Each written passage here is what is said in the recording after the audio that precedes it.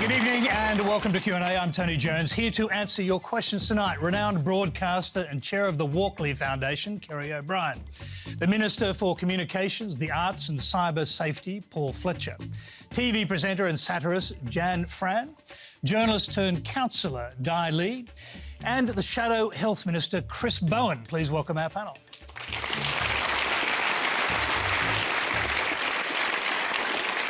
Thank you very much. Now, Q&A is live in Eastern Australia on ABC TV, iView and News Radio. Well, our first question comes from Daisy Jeffrey. Hi, my question's for Paul Fletcher. I led the strikes in Sydney on Friday. Our Prime Minister isn't attending the UN Climate Summit today. Instead, he's dining with Trump and Gina Reinhardt. And our Deputy Prime Minister doesn't even believe in climate change. Yet your party insists that young people have nothing to be worried about and that students like me should be in school. Why should young Australians stay in school when our government is doing nothing to preserve our future? Paul Fletcher, welcome back. Well, look, thank you for the question. And can I say, first of all, I do welcome the fact that young Australians are sufficiently committed to be turning out in large numbers. I would personally have preferred you did it not on a school day, but nevertheless, it is obviously evidence of significant concern about the future of our world, and that's a concern our government shares. That's why we're committed to a reduction in emissions of 26 to 28% on 2005 levels by 2030, and we've got a very detailed plan to achieve that. And indeed, by 2022, within the national electricity market, we expect to have arrived at that 26% reduction in emissions on 2005 levels. And of course, the electricity market is an important part of the overall generation of emissions. So we do have a plan consistent with our international commitments to reduce our emissions as a responsible international citizen. And we've got a plan to do that while doing all the other things governments need to do, like growing our economy, making sure we're generating jobs, 1.4 million jobs, protecting the security of Australians. So governments need to deal with a whole range of issues, and certainly that is one issue where we have a very clear plan. You just heard the questioner ask about the Deputy Prime Minister's views on climate, and I'm wondering, because it's a broad church, the coalition, but how many climate deniers sit in their own pew in that church? Well, look, I think you judge the commitment of our government to action to reduce emissions by the policies that we are taking forward. We've committed to $3.5 billion for the Climate Solutions Fund. We've committed to a 26 to 28% reduction on emissions by 2030 on our 2005 levels, and we've got a very clear plan of how we're going to achieve that. So judge us on the basis of our plan. Also judge us on how we're going on meeting our 2020 target under the Kyoto Agreement. We will comfortably beat our target for 2020 by over 300 million tonnes as a result of the actions that have already been taken. And we've got a plan to achieve the 26 to 28% reduction by 2030. I'm going to move around the table. Chris Bowen. Well, Paul's statement just doesn't reflect reality. I mean, emissions have gone up last year. They've gone up every year for the last 4 years. And young people right across the country know that 20 of the hottest years around the world have been in the last 22 years. I mean, the science of climate change is as certain as the science of tobacco and cancer. But just the day before the climate strike, we had one of Paul's colleagues stand in the House of Representatives and tell young Australians and all of us climate change isn't real and not caused by human activity. And Craig Kelly, he said, look at Fort Denison, the water hasn't gone up and there's more polar bears alive now than there were before. I mean, this is the level of debate that we get from Paul's colleagues. I mean, good on Australia's young people for saying it's not good enough. We've got to carry our weight when it comes to international efforts to deal with climate change, and we're currently not. And the government just keeps saying we'll meet our targets in a canter. You just won't. You just won't. Emissions are going up. Just a quick one for you. Knowing how many young people came out and vote, they came out and protested, but by the next election, many of them will be coming out and voting. Will that tell against the Labor Party if you lower your emissions targets, which does seem to be on the agenda? We'll have a robust climate change policy, just like we've gone to every election basically since 2007 with a strong climate change policy. You could argue that some of our policies have cost us votes and in some instances cost us an election, but we believe climate change is real. We believe in government action to deal with it, and we'll stand by those values. Now, of course, we've got a couple of years to calibrate exactly what policies we take in detail, and a lot of the targets we've set, there will be an inflection of time and missed opportunities because the Liberals and Nationals have been in office. But you can be assured that the policies we take to the next election when it comes to climate change will be strong and robust. Daisy, our questioner has a hand up. I'll go quickly back to you and then we'll go to the rest of the panel. I can judge you based on your action, and that's beyond inadequate. And I can also judge based on the rhetoric that that the coalition When you say you, are you referring to both the politicians or? Really both, but particularly the government. We are the highest emitter per capita. We are the third largest exporter of emissions behind Russia and Saudi Arabia, who really aren't two countries you want to be picked in a top 3 with. And we are also the largest exporter of coal. We are doing nowhere near enough.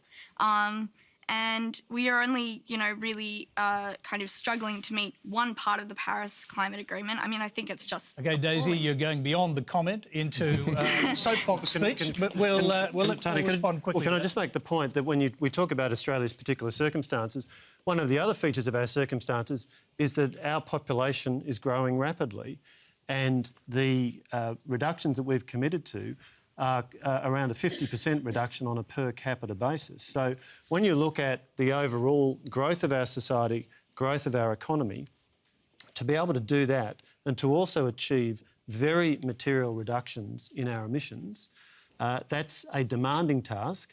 It's a task that we have a clear plan to achieve. Now, by contrast, at the previous election, when the then opposition leader, Mr Shorten, was asked how he was going to deliver on his plan and how he was going to pay for it, he didn't want to answer the question. He had no answer to the question. All right, we'll leave that one floating. I want to hear from the other panellists. Jan, Fran. Daisy, mate, if I could give you 10,000 forehead kisses right now, I would. Consensual, of course. I love what you're doing. I think that what you're doing is great because I think that ultimately you're fighting for what you believe in, you and millions of people around the world. I think you're right to be concerned. I had concerns when I myself was a teenager about the planet and about how much damage we were doing to the planet, and that was 20-odd years ago, and things don't seem to have improved. In fact, they've gotten worse on a global level. Paul, you were talking earlier about judge me by what it is that I do. I judge the government, and I particularly judge this Prime Minister. Unfortunately, the resounding image of Scott Morrison that I have in my head is of him in the House of Representatives in 2017 brandishing a lump of coal and joking about it with Barnaby Joyce. And when asked after he became Prime Minister, when touring drought-stricken Australia, what he thought about climate change, he said, well, that's not a debate that I generally enter into, and we'll leave it for another time. And I guess my question is, leave it for when? Leave it for what time?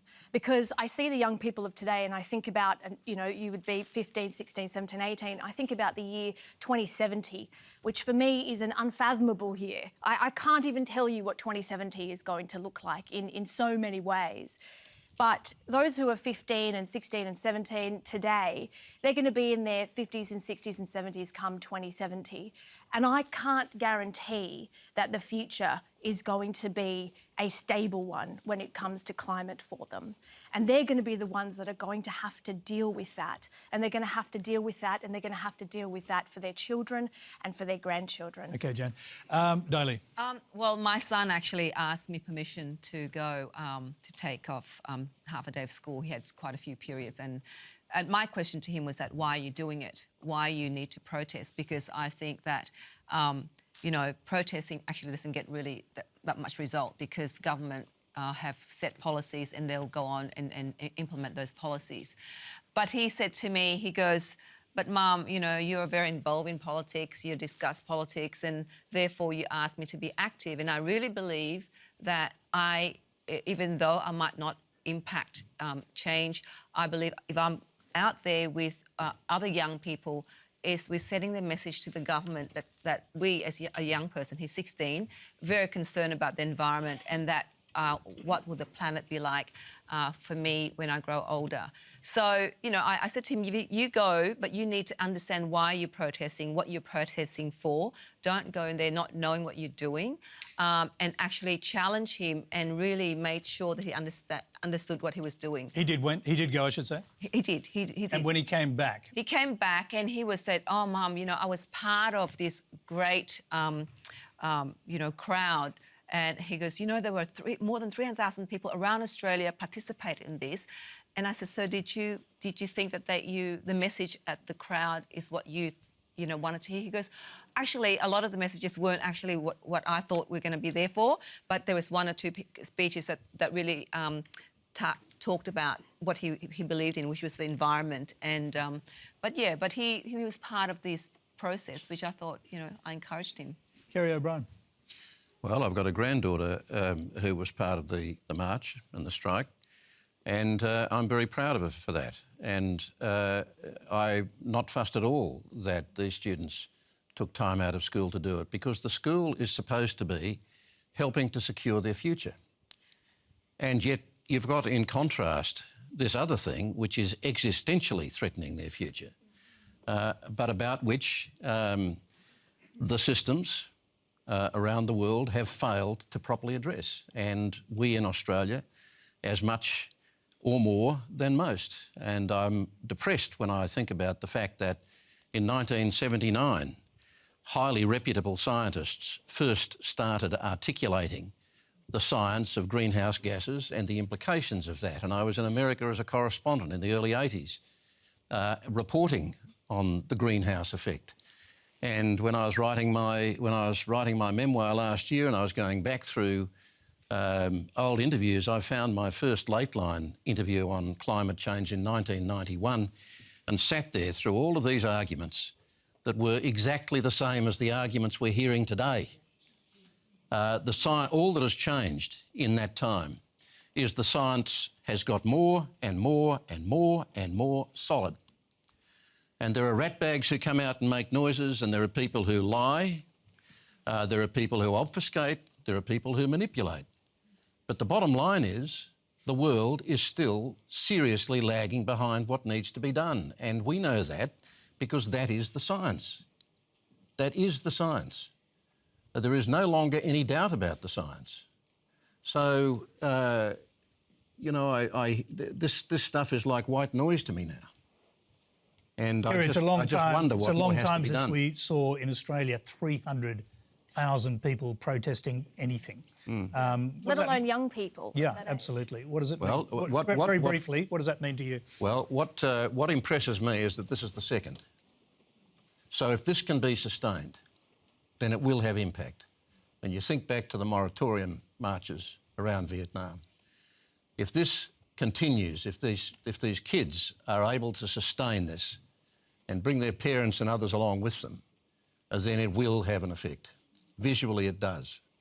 But, you know, these are my ears, this is my brain, this is my history, and I just don't know anymore how much of it is really cutting through. OK, we've got to move on. We've got so many questions to get to. Thank you very much. You're watching Q&A Live. Our next question comes from Hayley Foster. Hi. This question again is for Minister Fletcher first and foremost, but also really interested to hear from the whole panel, particularly after Kerry O'Brien's last statement.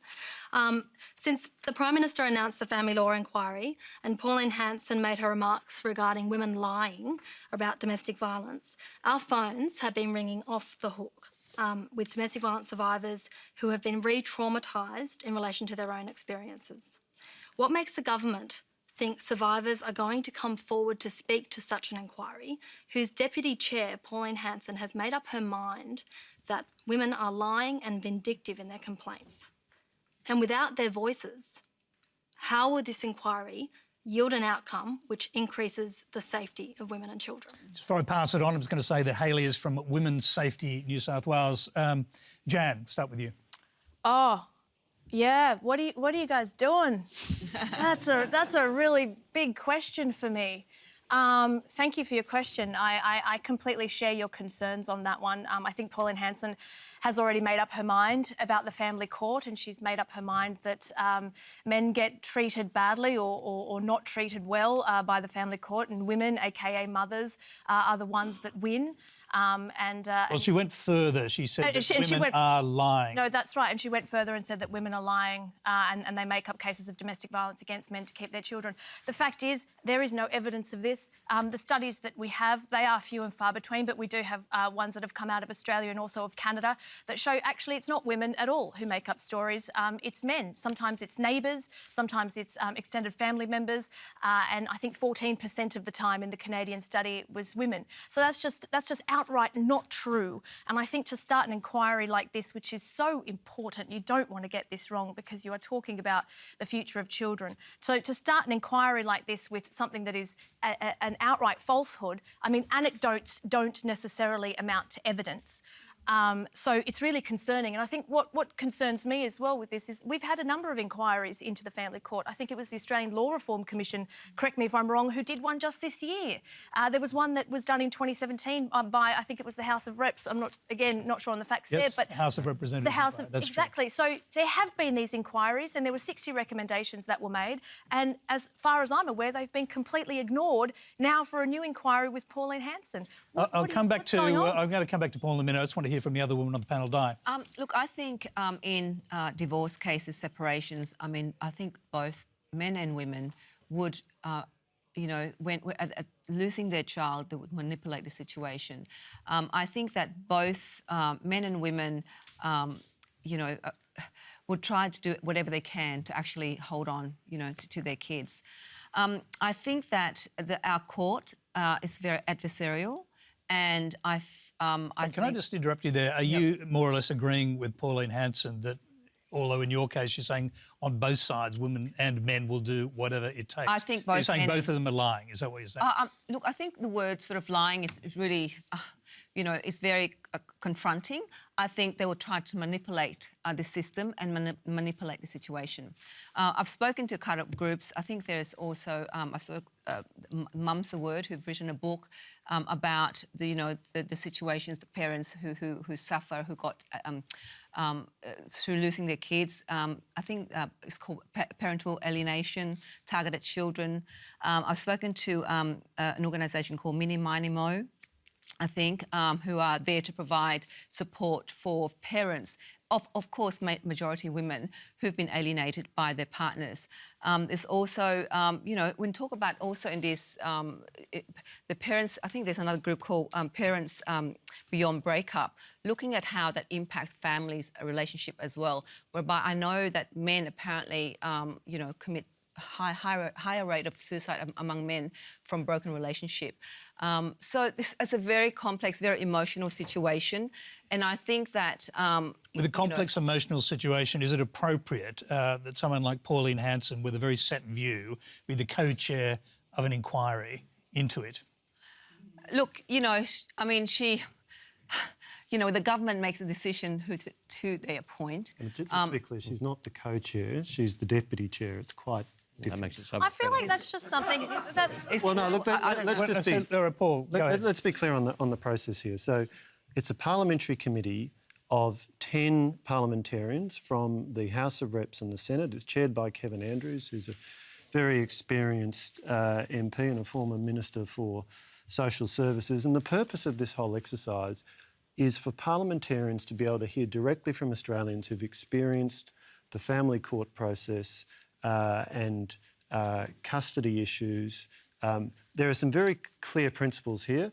It's very important that the rights of children are paramount, but it's also about hearing what people's experiences are and seeing if there are ways that what is necessarily a difficult process when a family breaks up can be improved in any way. And so that's the nature of this exercise. There's a number of other things we're looking at doing because... Just before you go on talking about the exercise itself, you heard what our questioner said. She's got a hand up again. Look, I'll go back to you because I suspect you're going to say what I'm going to say.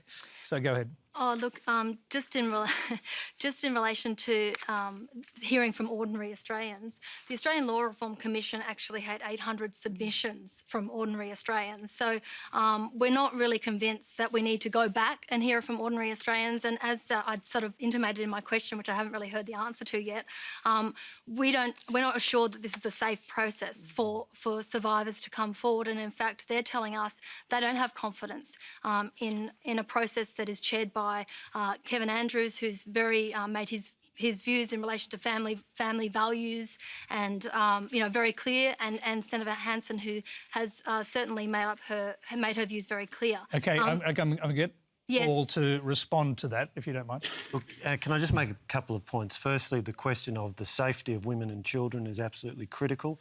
That's why Prime Minister Morrison committed over $300 million earlier this year to the 4th Action Plan under the National Plan to reduce violence against women and their children. Paul, I might bring you directly to the question, which is really about the fear that's being sown among women. You heard them say, or this organisation say, that their phones are running off the hook from women afraid about the consequences of doing this in this way. How can you expect them to Well, believe? Hang on, Fran, you've got to Sorry. let him answer that. Jan, I beg your pardon. The purpose of this is so that elected parliamentarians drawn from across the parliament, from a whole range of parties, can hear directly from Australians who've experienced the family court process to see if we can make that a better process for everybody involved. That's the process. Of course, there is separately the recent Law Reform Commission report, and obviously the recommendations of that will also be considered. But this is an area that really affects many Australians. It's very traumatic for families that go through it. And what we want to do is help families, men, women, children, get their lives back on track and get through this difficult process as smoothly as can possibly be the case. Since you want to do this smoothly, was it wise to make your Deputy Chair, Pauline Hanson, who very likely will use it as a soapbox? Well, Tony, the parliamentary committee draws upon people from across the parliament, and in turn the parliament is elected by the Australian people. So it's perfectly standard for parliamentary committees to draw on the full breadth of people in the parliament, and it is important that there is a significant difference between a chair and a deputy chair. All right, That's I'm going to. practical I've got to hear difference. from the Labor Party, and the first question for you is: will Labor boycott this inquiry? Well, we don't support it, and that was quite a big call for us, because normally a parliamentary committee just gets bipartisan support. Normally the attitude is, well, no harm having a look at this issue. We took the significant decision to oppose this inquiry because, Hayley, you're 100% right. This is outrageous. I'm not saying, I don't think anybody would say it would be inappropriate for the parliament to examine the family law system at any point. But all the points you make are very valid. You're right, there was a Law Reform Commission report 6 months ago, unacted upon. There was a House of Representatives Committee on Family Violence last year, unacted upon. Now, this is part of some other side deal which we don't know about. It is not standard practice, with due respect, Paul, for a one-nation senator to be deputy chair. Standard practice is for the government and opposition to be chair and deputy chair. This is a stitch-up. There's some other side deal that's gone on, which we don't know about yet. We'll eventually work it out as to what's been traded here. You should not trade issues of family violence and family law as part of parliamentary horse trading. It's not on. It shouldn't be happening. Now, and Hayley, thank you for the work you do in supporting vulnerable women across the state and the country. But I completely understand, why would somebody come and give evidence to Pauline Hanson, who's clearly made up her mind about this issue, and subject themselves to that sort of, frankly, abuse in return? It is an abuse of the parliamentary processes, and it's quite disgusting in our view. If there are legitimate issues to be discussed in family law, the government could have approached us and said, let's have a proper bipartisan approach to this, let's do it sensibly, let's do it appropriately. They haven't. Yep. They didn't. They just did a side deal with Pauline Hanson as part of some dodgy deal about some other policy matter, quite clearly, and it's quite disgusting. OK, we're going to move on because so many questions to get through. The next one's from Chris Masson. Chris. When the Prime Minister was asked in Washington to confirm reports that a request for Hillsong church leader Brian Houston to join him at the White House banquet had been rejected by the Trump administration, he called the reports gossip and repeatedly failed to provide a straightforward answer. Brian Houston, who Scott Morrison once referred to as his mentor, remains under police investigation for failing to report the sexual abuse of children by his father Frank to police.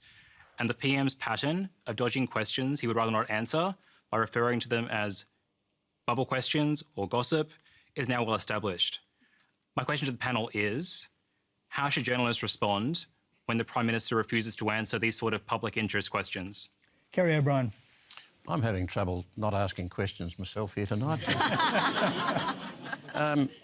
Look, I think there's a very strong responsibility on journalists to ask the probing questions, to apply the scrutiny, particularly if our political leaders are clearly uncomfortable answering the question. It's a really simple question, this one, and there should be a simple answer.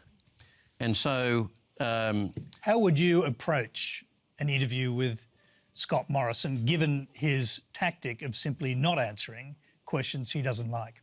Well, in the or case... referring to them as gossip or something inside the bubble that he needn't respond to? I think I'd be fairly lively on this issue of the bubble, because I think there's a lot of kind of marketing speak that's coming from Scott Morrison, and that just invites you to get past it and cut through, because I think marketing can be one of the great evils. And I think in this case I'd probably be asking him whether he feels just a little bit foolish, that it seems to me almost a kind of childlike naivety to even consider the possibility of inviting any person with a personal connection like that. I mean, that does not have a reason that elevates the country in such an august circumstance. It's an issue. It's an opportunity that comes along very rarely. And I mean, I'd be asking, what on earth were you thinking? I'd be assuming. Do you think in the current media environment that the Prime Minister would actually accept to do an interview with you? Well, I haven't thought about that much, Tony. It doesn't actually occupy my attention at Byron Bay. But look, I honestly don't know. I mean, what I'm saying is, we know that, for example, we know that John Howard submitted himself on a regular basis to... For which he deserved respect. Pretty tough questioning on live television from you, and it doesn't seem to happen now very often.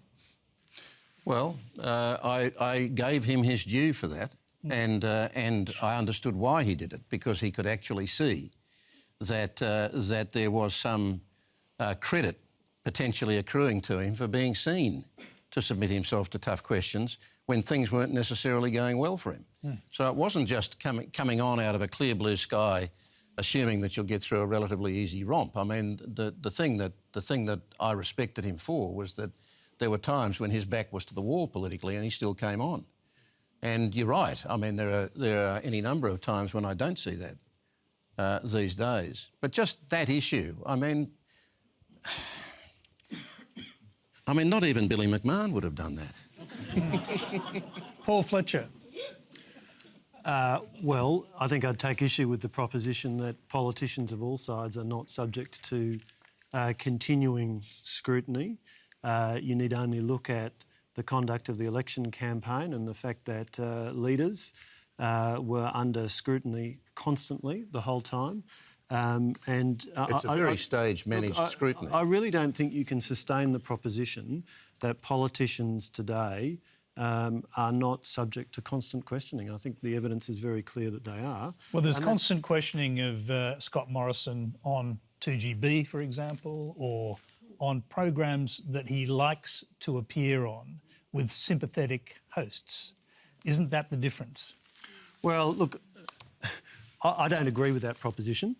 What I'd put to you is that politicians in this government, rightly, are subject to the scrutiny of the media, as they should be. Opposition politicians are, as indeed are plenty of other people. So this notion that in some way there is less scrutiny of politicians than there used to be, I just really don't think stacks up. I have to say, I think it's rather a quirky angle about the Prime Minister's visit to the US, about whether he answered a particular question. I think what matters about this visit to the US is the work that's being done to underpin what is a very important security relationship for us and an extremely important trade relationship with, and about $1.2 trillion in total of two-way investment. This is a Prime Minister doing exactly what a Prime Minister should be doing. And I must say, I think the focus on whether he answered a particular question or not is rather missing the point. Well, Paul, there is a broader point to be made, but we're here, you're the Minister for Communications, and this is about an interview in which the Prime Minister refused on a number of occasions to answer a question, referred to it as mere gossip. On many other occasions, he's talked about a bubble and not answering questions because they come from some kind of bubble that he perceives. So here's a question for you as the Minister. Is it in the national interest to answer questions like this about someone you invited to a White House banquet who the White House decided not to allow to come along? Tony, what is in the national interest is that we've got a Prime Minister vigorously prosecuting our relationship with the United States, having a very successful visit with the United States, and vigorously maintaining and developing relationships around the country. I frankly think that is a great deal more important than involved nuances of how a Prime Minister answered a question or not. It is not a great revelation that journalists are not always delighted about the answers they get from politicians. That is not a great revelation. But with respect, very simply, does the public have a right to know who the Prime Minister invited or did not invite to a White House banquet, particularly when the White House intervened to prevent that person from coming?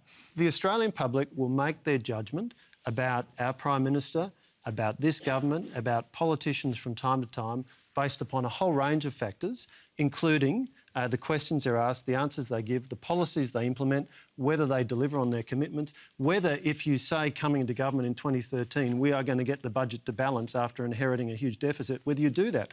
Last week we did that. The budget is now in balance. I'd put to you that is a pretty significant measure of how the government is performing. And again, I'd put to you, I think that's frankly rather more important than particular nuances of how one or other question is answered. Why has it got to be one or the other? Yeah.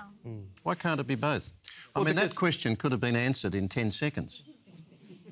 I would say... I don't know why it has to be either or. Well, in the same way as you have the climate summit going on at the United Nations, and what we're led to believe is that the Prime Minister's not going to the climate summit, although he feels it's very important, because he's opening a factory in Ohio.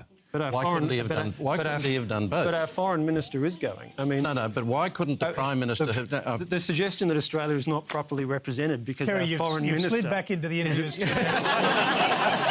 I'm actually making a point rather than asking the question. Okay, which is the sort of questions you would have asked Scott Morrison given the opportunity. Now, let's take it across the other side of the panel and hear from Chris Bowen. It's arrogance. It's arrogance. It's treating those journalists with contempt. And when the Prime Minister treats those journalists with contempt, what he's really doing is treating all of us with contempt, the whole country with contempt, because they're asking questions on behalf of the country. Now, I've had my fair share of robust exchange with journalists, and you give and you get, and you answer the questions, and you don't. Yeah, sure. Sometimes you don't answer the question. But this was an open and shut, clear example of obfuscation. That's what it was. He just didn't want to answer the question for some reason best known to himself. We can probably, we can all reach our own conclusions to what it is. But for some reason, he does not want to tell the truth about this, so he's chosen not to answer. I don't think that's good enough.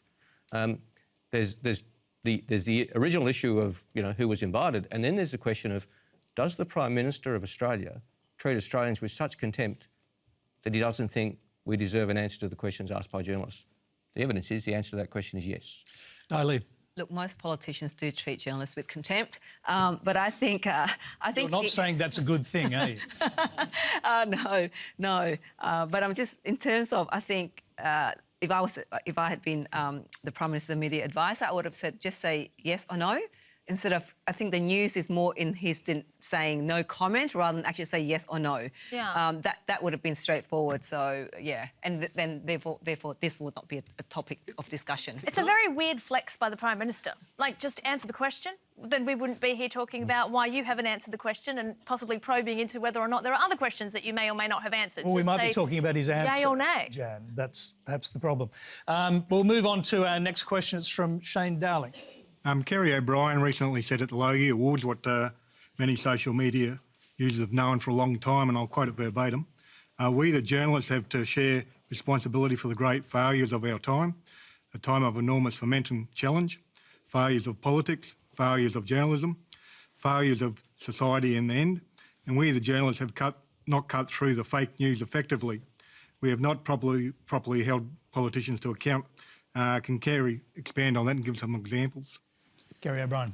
Oh, well, I haven't got the speech prepared. Look, I mean, it's a statement of the obvious to me. And climate change was a classic case in point, because there was a debate that has been going on since 1979, where the only change has been that the science has become more and more and more profoundly clear that this is an existential crisis. And journalism has been at the heart of the conversation. We have reported it, we've asked the questions, we've covered it every which way. And even when charlatans turn up claiming to be authorities on climate change, we give them space. And I think journalism has to actually confront this issue now.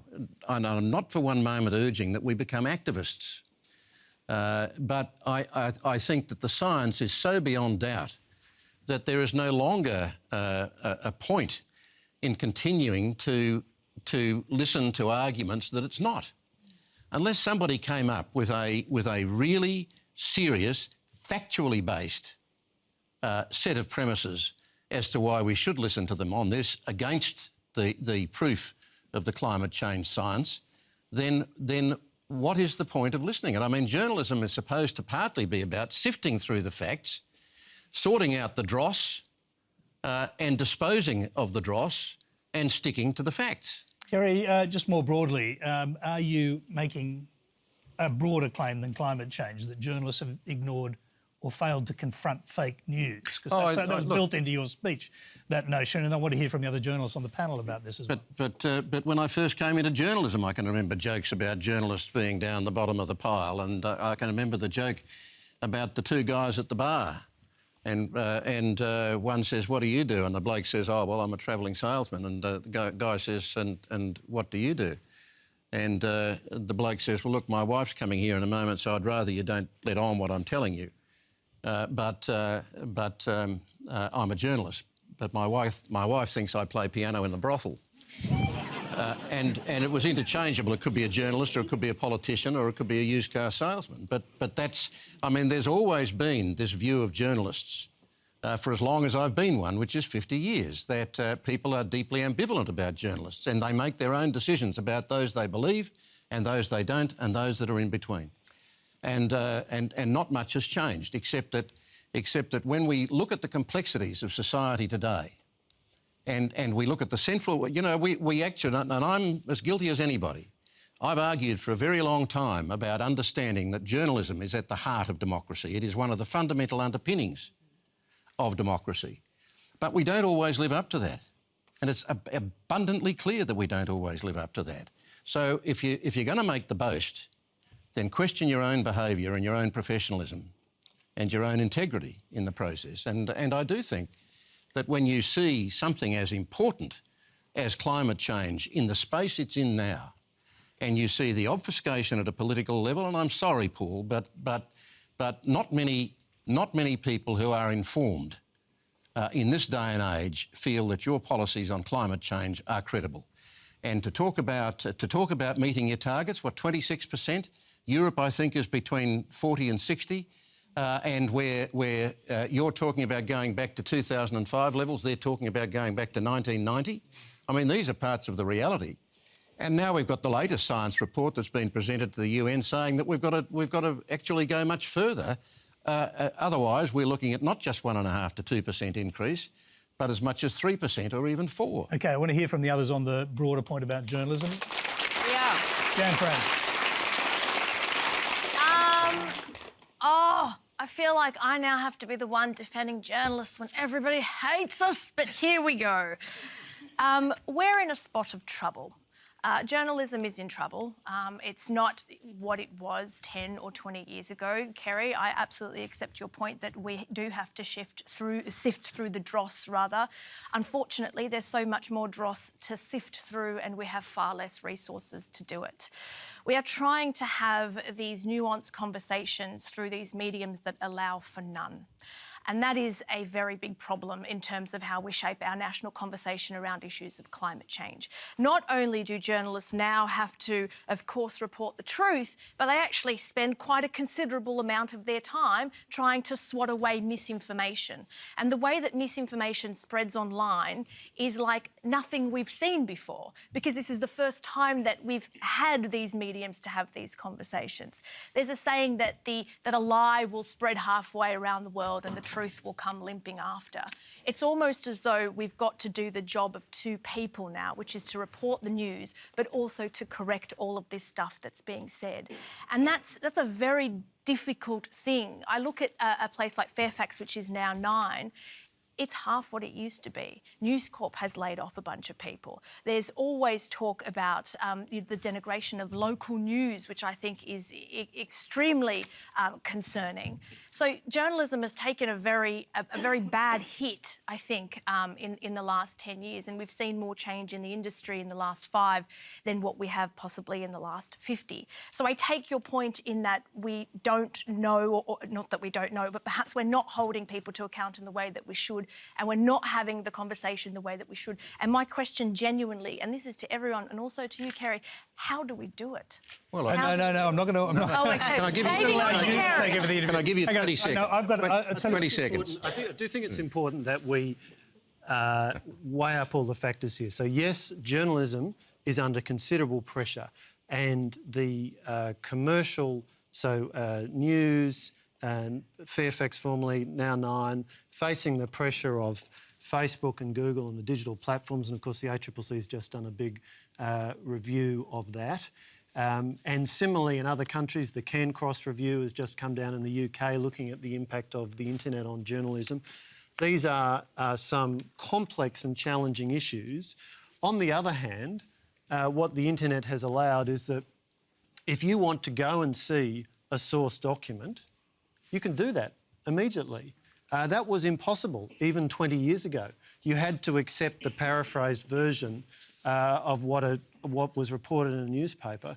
So there's now a capacity for citizens to be better informed if you choose to be. So I think we need to weigh up both some of the challenges but also some of the strengths. Well, while we weigh up those challenges, I'm going to go to a big challenge posed by one of our questioners. Tom Lynn, go ahead.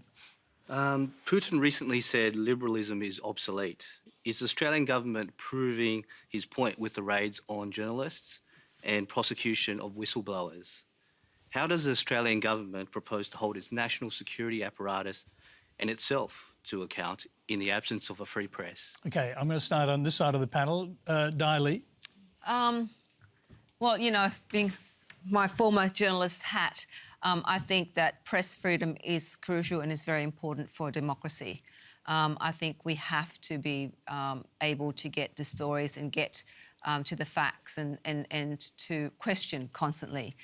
Is it under threat? Look, with the raid on journalists' homes, I think we're going too far. We're almost moving into a socialist whereby, you don't have the freedom to report, the story. So there is that danger there that's under threat, absolutely. But can I, just what we were discussing just then, I just came out of this afternoon at the ABC 2 days out in Bankstown looking at stories, looking at how can the ABC have a wider audience reach, and is the ABC having stories and content that's relevant and reflective of our society. And while I'm listening to the discussion here, and it's interesting, the community that I am elected in Western Sydney, in Fairfield, that both Chris and I come from, is a very conservative community. And I know I'm a passionate believer in terms of global warming and the environment. But if you talk to our community out there, it's a challenge to try and, because to them, what's the important issue is in terms of for them out there is housing, is getting jobs, and the community out there, whereby it's so diverse, and we just got 10,000 refugees kind of being settled within Fairfield City out of the 12,000 that got resettled in Australia. So 10,000 is a lot. So for us, those were the pertinent issues for us, and congestions, populations, and all of that. So when we talk about... We set up this panel to talk about journalism, largely, and stories, issues around journalism. Yeah, that's right. And what stories, how do we get... What kind of stories that are important to the community that an organisation like the ABC is not representing? So so working out there, I know that our community out there access news beyond the commercial channels and ABC or SBS. They get those news nowadays through the internet, through YouTube, and they get sources, from their own countries as well. So is that fake news? Do we as journalists in the West term that and label that as fake news? So that is a challenge because in the past, it's only a certain group of people that would be, you're journalists, and there's that almost group of people that would do the reporting. Nowadays, with access to technology, anybody can go out there with a camera and film and do the recording. But you then question the quality, the content of it. So there's all of those issues. I think it's very challenging for journalism in this day and age, absolutely, with technology and with those, access to... OK, Di, I'm going to go to Chris Bowen. On to the question that was asked, if you can. Yeah. Scott Morrison was asked if he was troubled by the raids, particularly the raid of Annika Smethurst. And he said, it doesn't trouble me that the law's being upheld. Well, I tell you what, it troubles me. These raids trouble me. Again, it goes back to the point before. Journalism has to be robust. Annika Smethurst is a very good journalist. I don't like everything she writes. I don't agree with everything she writes. It would be a problem if I did. She's got a job to do. She shouldn't be raided by the police and have the police going through her, personal possessions in her bedroom and, all through her house. It's a very dangerous turn for the country, I think. And we still don't know whether those journalists are going to be prosecuted. Annika Smethurst and the ABC journalists. We don't know if there's going to be prosecutions or not. There shouldn't be.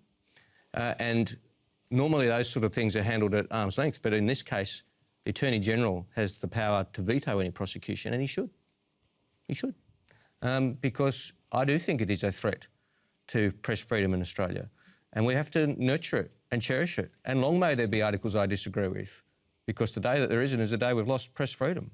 And the government should be more active in supporting press freedom. There's 2 parliamentary inquiries on which the government didn't want originally, which were pushed through.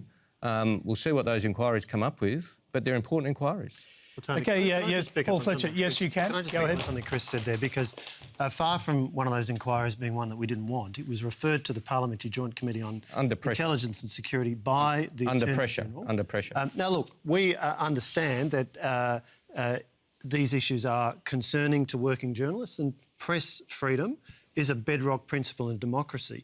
At the same time, it's very important that to recognise that press freedom has never been an absolute... There's never been an absolute right to publish. It's been subject to things like the laws of defamation to protect people's reputations, the laws of sub judice, which deal with ensuring that people get a fair trial. And there have always been national security considerations when it comes to what can be published.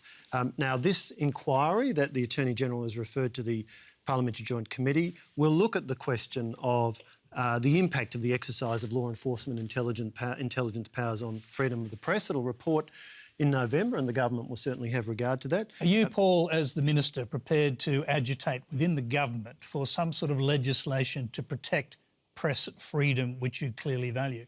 What we need to have is the rule of law applying. Can I make the point? Those 2 search warrants... Sorry, can I just bring you back to that? No, but this is a really important point. Those 2 search warrants are being challenged by News and by the ABC, as is the perfect right of both organisations, because the Australian Federal Police have to comply with the law, and if they haven't got a valid basis for executing those search warrants, the search warrants can be set aside. So for me, the question is, Are there sufficient safeguards in our laws? Several laws passed in the past few years have specific carve-outs for journalists. For example, the new secrecy provisions in the Commonwealth Criminal Code, there's an exception for journalists who communicate national security information where they reasonably believe that doing so is in the national interest. So there are laws which specifically give rights and protections to journalists which are not available to other citizens. Can I bring Kerry O'Brien in on this, because he's got a stake in this argument, and I'd like to hear how he responds to what you're suggesting. Well, there's a number of things to say, Tony, and one, I think that wherever there are secrets, a part of a journalist's job is to try and find them out. And I believe that simply because, and I'm not saying that that none of the secrets of government have validity, but I firmly believe that the more secretive a government, the less healthy the democracy. In terms of those particular raids, in both instances there are a number of question marks. With the ABC one, it was a story that was at least 2 years old. In the case of the Annika Smethurst story, I can't remember exactly how old, but again, it was not like this had only just happened. About a year. And so in both cases, if you looked at the stories that were being revealed, they were important stories, and they were stories that every Australian had a right to know about. One involved very serious allegations of war crimes in Afghanistan by Australian troops, and more and more and more has come out on those, and there are serious investigations going on now. Why was it necessary to raid the ABC so long after those stories? That's one.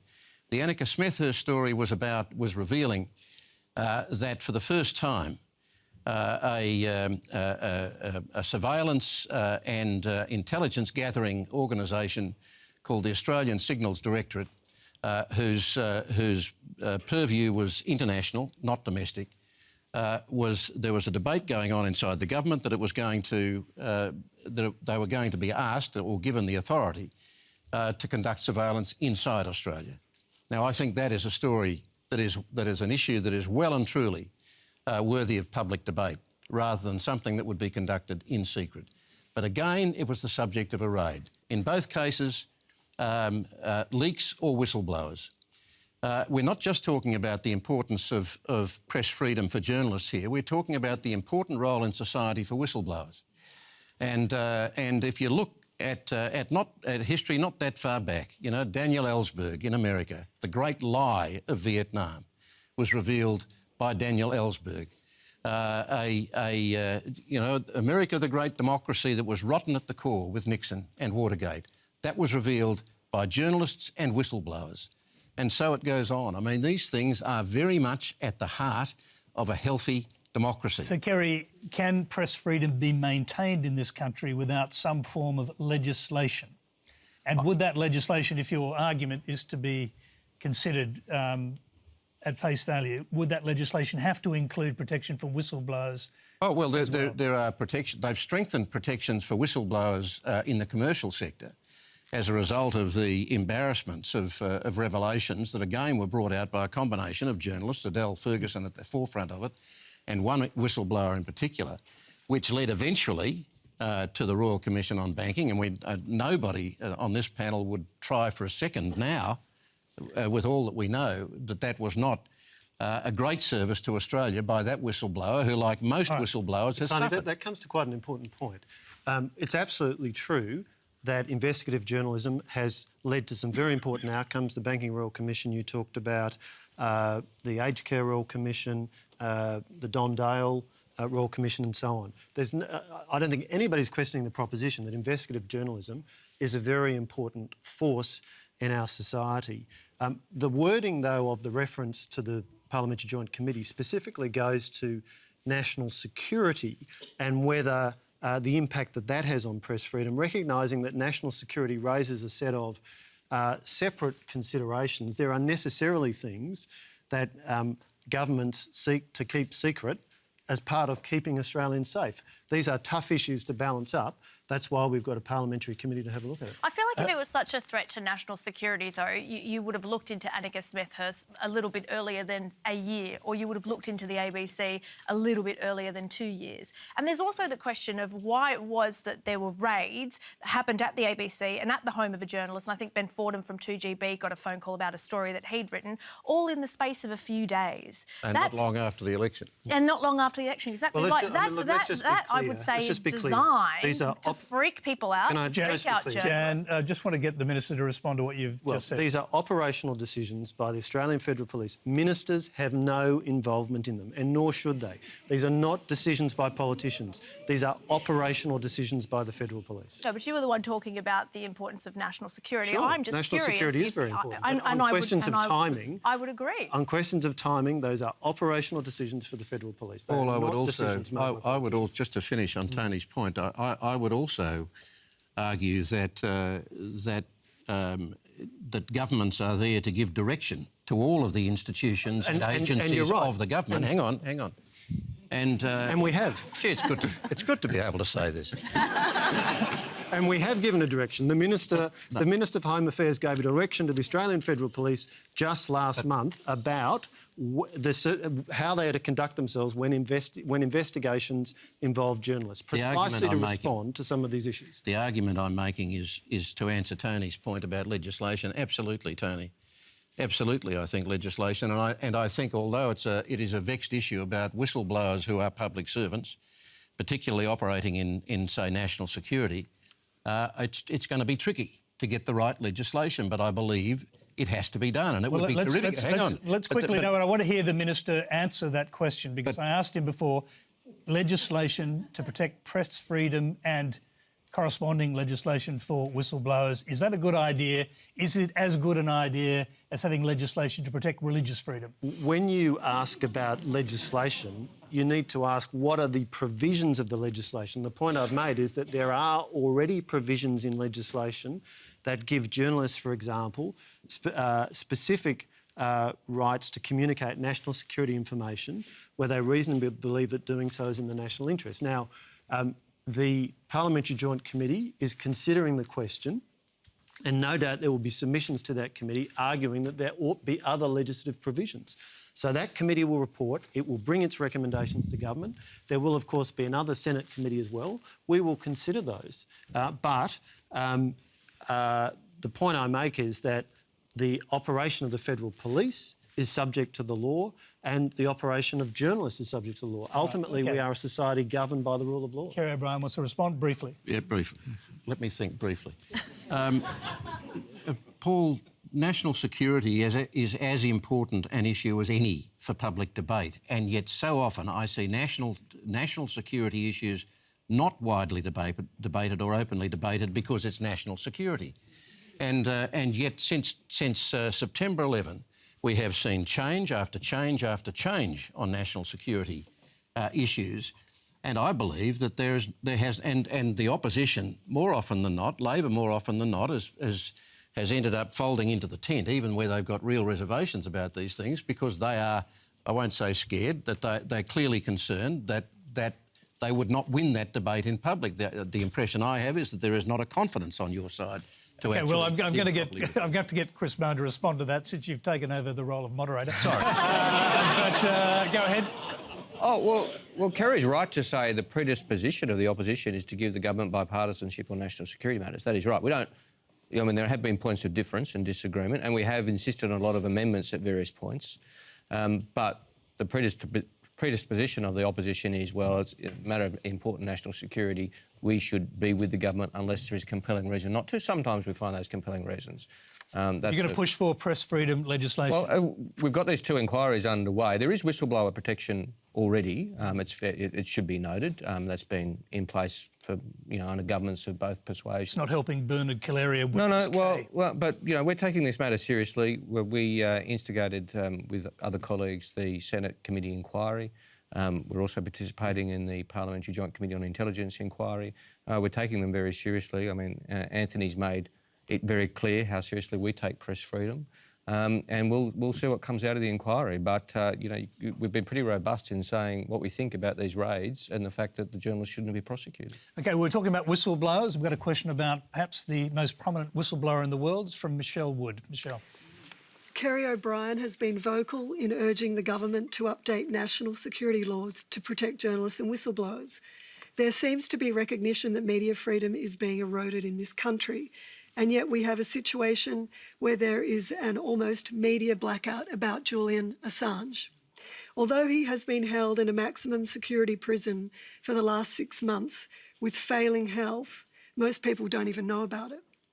On September 22nd, he was eligible for release, but the UK have decided to hold him in jail without charge on behalf of the US, who are trying to indict and jail him for his publishing of the Iraq and Afghan war logs. The media can no longer deny he is a political prisoner. Is the Australian media doing enough? And why is his case going mostly unreported, and what needs to happen here? Daly, start with you. Look, I think that I think that it's the government should actually do something about Assange's case. He is an Australian after all. That's something that as an Australian we need to bring an Australian home. Why do you think that's not happening? Look, it's not happening. I think it's because of, you know, what he's done by releasing information that is top US security information, and that goes into the conversation around access of information, privacy, accessing of data, and obviously, you know, what he did based on the US laws, security laws, really infringe upon that, and therefore I think, and it was obviously highly classified information. But they're not locking up the New York Times publishers who put that on their front pages. They're not locking up The Guardian. They're locking up the person who got access to the information and gave it to those organisations. But I think he managed to hack the system. He managed to send that out. And so I think that, you know, like I said... It's not clear yet that he hacked the system. That's not clear. That's what he's being accused of in the United States. Yes, well, but I think that there are two issues here. One is the security information, and the other part is Julian Assange as an Australian. And we, as the government, should do what we can, and then, you know, look at all other, you know, issues that we can around the whole security of information and data and privacy and all that stuff. And also for us, for Australia, we actually, my understanding is we don't have a sovereign policy around data, security of our data in Australia as well. We're the only country in the developed world that don't have that. But from my perspective, you know, our government should do something. OK. Fran. Oh, I think it's just been put in the too hard basket. Julian Assange is too hard for anybody to deal with because he's everything to every person. I mean, Scott Morrison's in the United States with his BFF Donald Trump at the moment. It's going to cause a bit of an incident if anything moves on this. The United States want him. Sweden, as far as I know, did want him. I think that was then rescinded and then put back. Ecuador has got a stake in this game. So does the UK. They're currently holding him. So I think Australia's just gone, and then just disappeared slowly backwards into a hedge. What do you think about the... which, you know, and it's not good enough because, I mean, the man's been languishing in the UK, in the Ecuadorian embassy. But let's just remember, the reason he was in the Ecuadorian embassy was because he refused to come out and respond to charges of sexual assault. There are a number He refused to be extradited to Sweden. Yes, I don't think it was... Why does nobody talk about the fact that he was asked to return to Sweden to face charges of sexual assault? I'm just going to quickly go back to our questioner, Michelle Wood, I think. He was always ready to answer the charges, the allegations. He made himself available in Sweden, was let go, he was dropped. He went to the UK. He's made himself available the entire time he was in the embassy. So that's not true. That's a lie. That's part of the smear campaign to make us forget him. I think as well culturally, if I could just sort of make a comment on this, the sands of time appear to have shifted in quite a bizarre way around Julian Assange, and probably in you know, through some fault perhaps of his own, maybe through no fault of his own. So are you talking about because of his attitudes to women, or because he appeared to intervene in the US election in favour of Donald Trump? Well, what I'm talking about is that why the left has, in many cases, abandoned him to his fate. You don't hear the kind of activism. I mean, about I don't think that you can say that the left has abandoned him. I think that there are still people on the left who are really fighting the fight for Julian Assange. I think when WikiLeaks first released all that information about the war crimes in Iraq, it was almost clear that what he had done was in the public interest. It did serve the public good. And then as time wore on, he was then wanted for rape charges in Sweden. So is Julian Assange, you know, a freedom fighter, or has he suddenly become a misogynist? And then we saw in 2016 the releasing of, I believe it was Hillary Clinton's email and him having some kind of a hand in the US election and Trump winning. So does that mean that Julian Assange is now fighting for the right? And it's this sort of complicated, really hard... this is what I'm saying about him being in the too hard basket, not just politically, but culturally, because we're not quite sure who Julian Assange is. OK, Kerry O'Brien. Well, the one thing about him we know for sure is that he's been confined for a very long time, and now he's in maximum security prison, and he doesn't seem to get any help from Australia. I don't know if he ever will. Well, he is getting the original question was about journalism and journalists turning their back on him. The Walkleys recognised that his actions with WikiLeaks were the actions of a journalist, and he was awarded for it. And you've referred to the targeting of civilians that was so dramatically portrayed in the footage that he'd accessed and showed and distributed. The issue of Julian Assange now, you'll find that there have been. It's like a number of other issues in that go cyclically. There have been times when he's been right in the front of the news and in the headlines, and the press come out and they're in the story, and then suddenly it goes off heat for a little bit. So he's gone into jail. Very few people, I think, have been able to access him in jail. It's a question of how the story gets sustained, and I understand with a lot of stories there is a practical aspect of that. So that would be a part of it. But I do think that it is incredibly important for journalists, no matter how you might feel about, in his case, the individual, that there are principles at stake here that are incredibly important. And as a journalist, for him to be treated the way he has been, and my memory of him not wanting to go back to Sweden was because he was making the assumption that it was a ploy for the Americans to be able to extradite him. Let's just hear from the Minister. Do you think there is a matter of principle here? Do you regard Assange as a journalist, principally? And if so, should Australia intervene in some way to help him, especially if it's likely that he's going to be extradited to face a massive trial in the United States that could see him locked away forever? Well, I think there are 2 points. Do I regard him as a journalist? I don't. I believe he's somebody who very irresponsibly dumped a huge amount of information which undoubtedly led to lives being lost. But separately, is there something... What is the appropriate thing for Australia to do? The situation when an Australian citizen is overseas and is facing judicial processes is that we can provide consular assistance, but otherwise our citizens in other countries need to comply with the laws of those countries and go through the judicial processes of those countries. That's what is happening here, and it is, regrettably, it is... from time to time, it is the case that we have Australian citizens who are going through judicial processes in other countries. The Australian government can provide consular assistance, but we can't intervene in or override judicial processes in other countries. And if he were to be extradited to the United States, Australia would take no action? Well, I make the point that I've made before in terms of what we can do and what we can't do. So how does this end, Paul? How does it end? What happens? Does he just languish in the UK forever? I can't predict the future, but he's engaged in certain actions which have the consequences of having him been involved in judicial processes. No, but I'm asking you as a representative of the Australian government who is speaking, you know, Julian Assange is an Australian citizen. I mean, he's been there for almost a decade. Is he just going to die there? It is a problem of a panel full of journalists. Inevitably, we're all going to be asking questions. And there are they have to come to an end at some point. And there are Australian citizens who commit crimes. Yes, and they have trial or are either sent back. But, I mean, Julian Assange just seems needs to be in entitled some to a limbo. presumption of innocence. He needs to go through a judicial process in the country that he's in. All right, we are out of time, I'm sorry to say. That's all we have time for. Please thank our panel, Kerry O'Brien, Paul Fletcher, Jan Fran, Di Lee and Chris Bowen.